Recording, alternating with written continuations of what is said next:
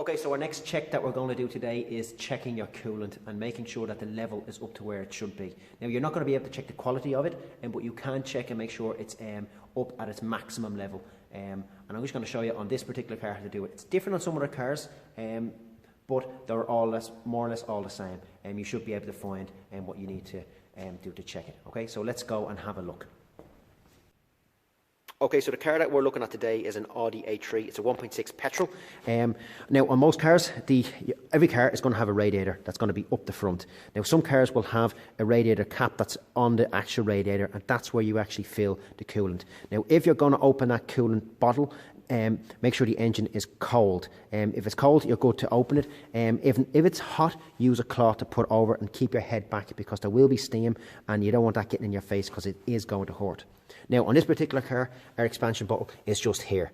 Fit it up through here, and just below here is this is your maximum reading, and this is your minimum. And as you can see, right down there is our coolant. It's well below the minimum, so this needs to be topped up. So we're going to go ahead and do that now. But what I'm going to talk to you a little bit about is what types of coolant goes into the cars. There's different types for different cars, and I'm going to have a little bit of a chat to you about them. Okay?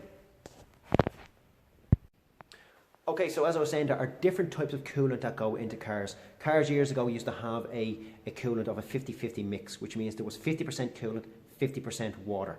And that gave you then your where it brings it down below freezing point. The more modern car now, they will use a pure coolant. This particular car uses what's called a G12. It's a pink coolant, it's a pure coolant. You can put water in, but it can mess around with the sensors that are on the coolant system. But if you're stuck and there's no motor factors open, there's no petrol stations open, and you need to put something in, put water in.